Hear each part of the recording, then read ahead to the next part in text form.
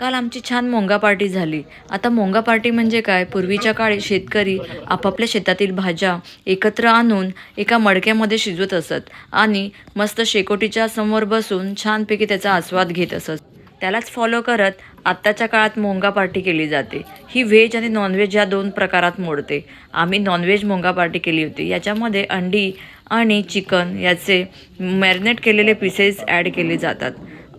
मडक्यात शिजवल्यामुळे पावटा, कॉर्न तसेच रताळी खूप छान आणि रुचकर लागतात.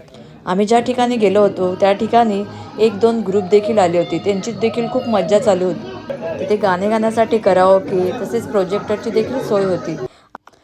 मोंगा पार्टी झाल्यावर आम्ही छान बिर्याणी खाऊन आमच्या मोंगा पार्टीची सांगता केली. तर अशा प्रकारे आमची मोंगा पार्टी खूप छान झाली.